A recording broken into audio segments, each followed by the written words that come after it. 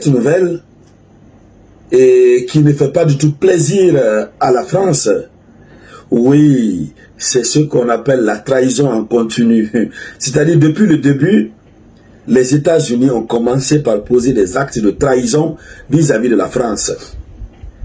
Aujourd'hui, c'est le pire.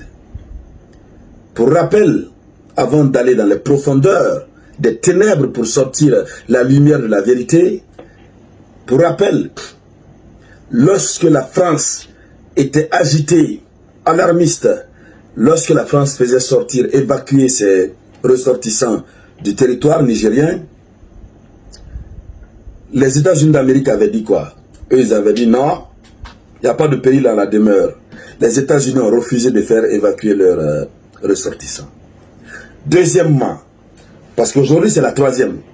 Deuxièmement, quand, n'est-ce pas, la France mettait la pression sur la CEDEAO pour une intervention militaire pour enlever Bazoum de son pouvoir, et du moins pour remettre Bazoum dans son pouvoir, j'allais dire, les États-Unis d'Amérique, à travers le chef de la diplomatie, Anthony Blinken, sont sortis pour dire que eux, ils sont pour un règlement pacifique. C'est lorsque les critiques ont commencé, il est revenu, c'était hier, juste hier, où Anthony Blinken a tenté de nuancer un peu ses propos. Alors aujourd'hui, la tentative de la plus grande trahison, elle est flagrante. Selon les informations qui nous sont révélées par le média occidental France 24, à travers un de ses correspondants basé à Niamey.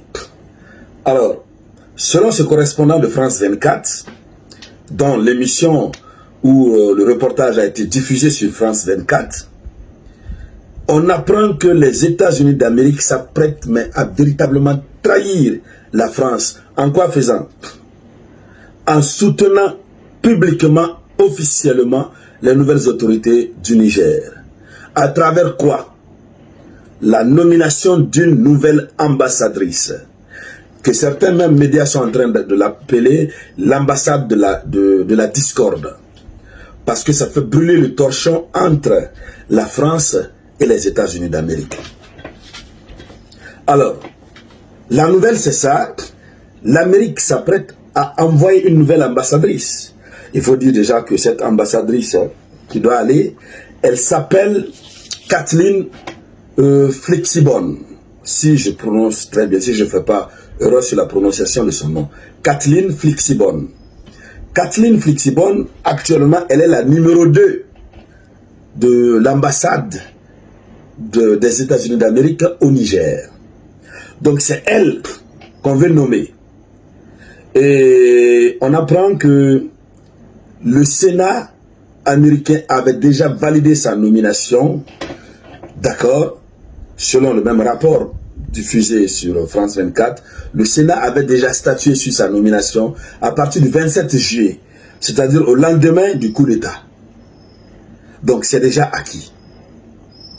Maintenant, il reste simplement à ce que l'acte soit officialisé et qu'elle puisse venir prendre fonction. Donc tout porte à croire, selon toujours les sources, cette source, ce correspondant de France 24, dans les jours à venir, elle devrait venir prendre fonction en tant qu'ambassadrice. Et une nouvelle ambassadrice qui est nommée, les conséquences politiques, c'est quoi? C'est qu'elle doit venir auprès des nouvelles autorités avec sa lettre d'accréditation.